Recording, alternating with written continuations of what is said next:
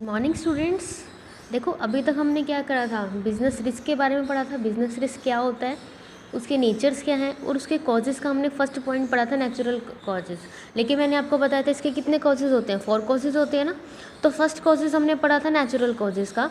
आज हमारा second point आता है ह्यूमन कॉजेज़। ह्यूमन कॉजेज़ का मतलब मानवीय कारण। इसका मतलब बिजनेस जो रिस्क है वो किसकी वजह से आता है, ह्यूमन पर्सनस की वजह से आता है। ठीक है, क्योंकि देखो कोई भी बिज़नेस है उसमें रिस्क तो होगा ही होगा। रिस्क के बिना बिज़नेस नहीं हो सकता। जहाँ पे रिस्क होगा वहीं पे बिज़नेस होगा, वहीं पे वो सर्वाइव करेगा और वहीं पे वो प्रॉफिट अर्न करेगा। लेकिन वो जो रिस्क आया है वो यहाँ पे किसकी वजह से आ सकता है, मैन की वजह से। क्योंकि एक मैन है, मतलब एक ह्यूमन पर्सन है, वो क्या करता है, बिज़नेस में जो रिस्क है उसको क्रिएट करने में काफ़ी इंपॉर्टेंट रोल प्ले करता है। एज लाइक देखो कोई पर्सन क्या करता है, केयरलेसनेस की वजह से भी, मतलब वो ध्यान नहीं देता। मान लो कोई चीज़ ख़राब हो रही है, हम ध्यान नहीं देंगे तो वो और भी ज़्यादा ख़राब होती जाएगी, तो जिसकी वजह से हमारा काम क्या हो सकता है, रुक सकता है ना। तो केयरलेसनेस की वजह से डिसऑनेस्टी हो सकती है। कई लोग क्या हो जाते हैं, ईमानदारी नहीं करते ना, मतलब ईमानदारी के साथ काम नहीं करते, बेईमानी करते हैं, तो उससे क्या होगा, बिज़नेस को घाटा हो सकता है। इम्पेशेंस, हम जल्दबाजी में कोई डिसीज़न ले सकते हैं, अपनी इंटेलिजेंसी का यूज़ नहीं करते, मतलब करेक्ट डिसीज़न नहीं ले सकते। उसकी वजह से हमारा बिज़नेस के जो प्रॉफिट हैं वो क्या हो सकते हैं, कम हो सकते हैं। और हमारी सोसाइटी को, हमारे बिज़नेस को, हमारी कंट्री को भी क्या करना पड़ता है, काफ़ी सारा नुकसान फेस करना पड़ सकता है। ठीक है, तो इट मीन्स हम कह सकते हैं कि ह्यूमन कॉजेज, ह्यूमन पर्सन भी होते हैं जिसकी वजह से हमें काफ़ी ज़्यादा रिस्क बियर करने पड़ते हैं। ठीक है, तो अब हमारी क्या ज़रूरी है कि कोई भी बिजनेसमैन होगा वो क्या करे, चेक करे कि हम क्या करें, ऑनेस्टी के साथ काम करें, पेशेंस के साथ काम करें, अपनी विजडम का यूज़ करें, ताकि हम क्या कर सकते हैं, ज़्यादा से ज़्यादा बिजनेस को, रिस्क को अवॉइड कर सके, रिस्क होने से बचा सके। ठीक है, अब ह्यूमन रिस्क की बात है। अब ह्यूमन रिस्क हो ही गया, ह्यूमन पर्सन है, उसने क्या किया, डिसऑनेस्टी के साथ काम किया।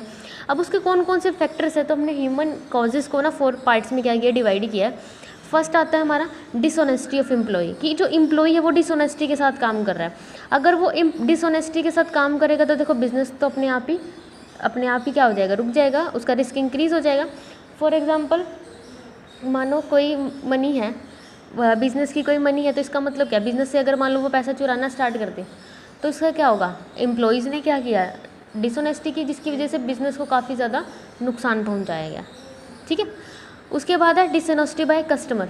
अगर कस्टमर क्या करे, डिसऑनेस्टी करना स्टार्ट कर दे। कस्टमर डिसऑनेस्टी का मतलब क्या है कि मान लो आप कुछ खरीदने, मान लो कोई आपकी शॉप पे कोई कस्टमर कुछ परचेज़ करने के लिए आता है। अब वो मान लो परचेज़ कर रहा था, उसकी पेमेंट नहीं करता, या फिर वहाँ से साथ लेता, आप एक चीज़ उसकी पेमेंट कर देता है, लेकिन साथ के साथ वो क्या करता है, कोई एक और चीज़ चुरा लेता है। मान लो वहाँ पे थेफ्ट हो जाती है, चोरी हो जाती है, जिसकी वजह से हमें काफ़ी ज़्यादा दिक्कत हो सकती है। मतलब डिसऑनेस्टी एम्प्लॉइज़ की भी हो सकता है, डिसऑनेस्टी कस्टमर की भी हो सकती है। थर्ड हमारा होता है strike and layout. Strike and layout का मतलब क्या होता है, जब एम्प्लॉयज़ क्या मिलके क्या सोचते हैं कि नहीं अभी हम काम नहीं करेंगे, वो अपने आप में क्या बना लेते हैं, एक यूनियन बना लेते हैं, मतलब इकट्ठे होके, मतलब कुछ अगेंस्ट काम करना चाहते हैं, तो वो क्या करेंगे, स्ट्राइक वगैरह करते हैं ना, लॉकआउट वगैरह करते हैं। अब स्ट्राइक हो जाते तो क्या कोई काम हो सकता है, नहीं, बिज़नेस तो वहीं पर रुक जाएगा। अब बिज़नेस रुकने की वजह से हमें कितनी ज़्यादा प्रॉब्लम हो सकती है, हमें कितना ज़्यादा रिस्क हो सकता है, नुकसान हो सकता है। तो स्ट्राइक की वजह से, या फिर लॉकआउट, तालाबंदी, कि वो क्या करते हैं, ताला लगा के बैठ जाते, नहीं हम तो काम नहीं करेंगे जब तक हमारी डिमांड्स को पूरा नहीं किया जा सकता। तो उसकी वजह से बिज़नेस को काफ़ी ज़्यादा रिस्क उठाना पड़ सकता है, क्योंकि उसका काम वहाँ पे रुक जाता है और वो आगे काम नहीं कर पाता। उसके बाद हमारा आता है, फोर्थ पॉइंट आता है वर्किंग केयरलेसली। हम जब काम तो करते हैं लेकिन केयरलेस होकर काम करते हैं, मतलब ध्यान से काम नहीं कर सकते, जिसकी वजह से हमें काफ़ी ज़्यादा दिक्कत आने लग जाती है। जैसे उसमें एग्जाम्पल दिया, मान लो कोई एक पर्सन है, वो क्या करता है, मान लो स्मोकिंग करता है, सिगरेट पीता है। ठीक है, अब मान लो वो गोडाउन में जाता है, वहाँ पे केयरलेस होकर आराम से, मतलब अपनी सिगरेट वगैरह लेता है, और वहीं पे वो जब मान लो ऑन होती है, अब उसके अंदर आग तो होती है ना, मान लो वो गोडाउन के अंदर ऐसे डाल दे, तो वहाँ पे तो गोडाउन में तो क्या लग जाएगी, फायर लग जाएगी, मतलब आग लग जाएगी, जिसकी वजह से सारा गोडाउन क्या हो सकता है, हमारा जल भी सकता है। मतलब उसकी वजह से, हमारी केयरलेस की वजह से भी काफ़ी ज़्यादा नुकसान हमें उठाना पड़ सकता है। उसके बाद हमारा थर्ड कॉजेज़ है इकोनॉमिक कॉजेज़। देखो इकोनॉमिक का मतलब होता है पैसा। ठीक है, मतलब हमारे इकोनॉमिक कंडीशंस की वजह से, मतलब मार्केट की सिचुएशंस के अकॉर्डिंग भी हमें क्या करना पड़ता है, काफ़ी ज़्यादा नुकसान होना पड़ता है। उसी को हम क्या बोलते हैं, इकोनॉमिक कॉजेज़। देखो they are related to the change taking place in the market, मतलब मार्केट में जो चेंजेस होते रहते हैं, उस चेंजेस वजह से हमें काफ़ी ज़्यादा इकोनॉमिक कॉजेज़ हो सकते हैं, मतलब रिस्क हो सकता है। फर्स्ट हो सकता है चेंज इन फैशन। फैशन में कोई चेंज आ गया, मान लो पहले कोई बहुत अच्छी चीज़ चलती थी, मान लो अब उसका फैशन ही नहीं है, लोग उसे खरीदते नहीं है, तो हमारे गोडाउन में वैसे का वैसा रह जाएगा। अब वो ऐसे कैसा रह जाएगा, बिकेगा नहीं, स्टॉक ऐसा रहेगा, बिकेगा नहीं, तो हमें क्या हो सकता है, काफ़ी ज़्यादा लॉस हो सकता है। तो मान लो फैशन है आज का, हमने बहुत ज़्यादा स्टॉक कर लिया, अब एकदम से फैशन चला गया, हमारा तो स्टॉक रखा का रखा रह गया, तो बिज़नेस हमारा काफ़ी ज़्यादा रिस्क से अफेक्ट हो जाएगा। उसके बाद होता है चेंज इन प्राइजेज़। प्राइजेज़ में कॉन्टिन्यू देखो चेंजेस आते रहते हैं, बिज़नेस में बहुत सारे प्राइजेस में बहुत सारे फ्लक्चुएशन आते हैं, लेकिन उस प्राइस में फ्लक्चुएशन की वजह से किसको बियर करना पड़ सकता है, बिजनेसमैन को। मान लो आपका ट्रेडिंग का बिजनेस है, आप बना बनाया मार्केट से माल लेके आते हो और आगे कस्टमर को सेल कर देते हो। मान लो जब आपने माल परचेज़ किया, जब तो प्राइजेस बहुत ज़्यादा इंक्रीज थे, मान लो कोई भी चीज़ कितने रुपए की मिलती थी, 100 रुपीज़ की मिलती थी, लेकिन जब तुमने कस्टमर को बेचना स्टार्ट करा, मान लो प्राइसेस क्या हो गए, डाउन हो गया, मान लो 80 रुपीज़ में कस्टमर को भी मिल सकता है। अब आपको क्या हुआ, काफ़ी ज़्यादा लॉस उठाना पड़ा कि आपने खरीदा तो महंगे में था, उस टाइम प्राइसेस ज़्यादा थे, लेकिन जब बेचने का टाइम आया तो प्राइसेस क्या हो गए, कम हो गए। ठीक है, तो प्राइजेस में जो चेंज आया उसकी वजह से भी काफ़ी ज़्यादा लॉस आपको बियर करना पड़ा, काफ़ी ज़्यादा रिस्क हुआ। उसके बाद है अफेक्ट ऑफ कंपटीशन। देखो आपको पता है मार्केट में कंपटीशन बहुत ज़्यादा होता है, कोई एक सिंगल फर्म नहीं होती जो प्रोडक्ट को सेल करती है, बहुत सारे कॉम्पिटिटर होते हैं, और कॉम्पिटिटर क्या कोशिश करते हैं, एक दूसरे से आगे निकलने की कोशिश करते हैं, ज़्यादा से ज़्यादा अपनी सेल करने की कोशिश करते हैं। तो कई बार क्या होता है, कंपटीशन का इफेक्ट इतना ज़्यादा होता है कि हम अपने बिजनेस को सर्वाइव नहीं कर पाते, हमारा कॉम्पिटिटर हमसे आगे चला जाता है और हम मार्केट में नहीं अपने प्रोडक्ट को नहीं बेच पाते, जिसकी वजह से हमें काफ़ी ज़्यादा रिस्क हो जाना पड़ता है। ठीक है, उसके बाद है प्रोवाइडिंग फैसिलिटीज़ टू कस्टमर।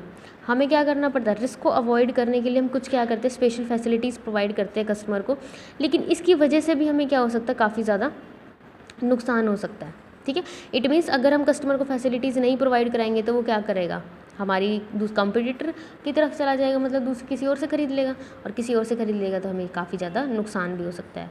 ठीक है, उसके बाद हमारा नेक्स्ट 4th पॉइंट आता है अदर कॉजेज़। और कौन कौन से कारण हो सकते हैं, और अदर कॉजेज़ भी हो सकते हैं, अपनी मर्जी से भी कोई पॉइंट बना सकते हैं। जैसे क्या हो सकता है, नेचुरल कॉजेज़। नेचुरल कॉजेज़ की वजह से भी हमें काफ़ी ज़्यादा नुकसान हो सकता है। जैसे कई बार कोई प्रोडक्ट क्या होता है, पेरिशेबल नेचर के होते हैं। पेरिशेबल, मान लो आपका बिजनेस वेजिटेबल्स का है, मान लो आज के दिन आपकी वो वेजिटेबल नहीं बिकी, तो नेक्स्ट डे तक तो वो क्या हो जाएंगी, ख़राब हो जाएंगी। तो वो क्या है, उनके नेचर की वजह से, कि उनका नेचर ही ऐसा है।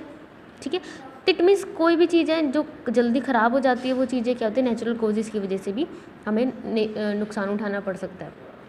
उसके बाद हमारा टेक्निकल कॉजेज़। टेक्निकल कॉजेज़ का मतलब देखो टेक्नोलॉजी की वजह से जो हमें रिस्क उठाना पड़ा। अब देखो मार्केट में क्या होते हैं, नई नई टेक्नोलॉजीज़ आती रहती है, अगर हम पुरानी टेक्नोलॉजी से काम करते रहेंगे तो नई टेक्नोलॉजी को यूज़ नहीं कर पाएंगे, और नई टेक्नोलॉजी को यूज़ करेंगे तो हमें काफ़ी ज़्यादा खर्चा करना पड़ेगा, जिसकी वजह से हमें काफ़ी ज़्यादा रिस्क बियर करना पड़ सकता है। उसके बाद आता है हमारा मैकेनिकल कॉजेज़। मैकेनिकल का मतलब, कॉजेज़ का मतलब देखो मशीन की वजह से जो हमारे खर्चे आए हैं। ठीक है, मान लो आपने कोई मशीन परचेज़ करके लेके, वो डिफेक्टिव है, मान लो उसमें वो अच्छा रिजल्ट आपको नहीं देती, जिसकी वजह से आपको काफ़ी ज़्यादा दिक्कत आने लग जाती है। ठीक है, या फिर कोई मशीनरी ऐसी है, वो स्टार्टिंग से बहुत अच्छी चल रही है, अब एकदम से उसमें ब्लास्ट हो जाता है या फिर कोई दिक्कत आ जाती है, आपका काम वहीं पर रुक जाएगा। ठीक है, आपके बिज़नेस को क्या हुआ, नुकसान हुआ, रिस्क हुआ कि आगे काम नहीं होगा, लेकिन किसकी वजह से हुआ, मशीन की वजह से, तो उसको क्या बोलते हैं, मैकेनिकल कॉजेज़। उसके बाद आ सकता है हमारा मैनेजीरियल कॉजेज़। मैनेजीरियल कॉजेज़ का मतलब जो मैनेजर्स की वजह से, मतलब मैनेजर ने जो अच्छा डिसीज़न नहीं लिया, अपनी एफिशिएंसी के साथ डिसीज़न नहीं लिया, जिसकी वजह से हमारे पूरे बिज़नेस को रिस्क उठाना पड़ा। मतलब अगर मैनेजर का एफिशिएंसी के साथ काम करता, अच्छा डिसीजन लेता, तो हमारे बिज़नेस को फ़ायदा होता, लेकिन मान लो उसने डिसीजन अच्छा नहीं लिया, जो कि सारे बिज़नेस को क्या कर रहा है, अफेक्ट कर रहा है, जिसकी वजह से हमारे बिज़नेस को क्या उठाना पड़ा, रिस्क उठाना पड़ा, तो उसको हम क्या बोलेंगे, मैनेजीरियल कॉजेज़ बोलेंगे। ठीक है स्टूडेंट्स।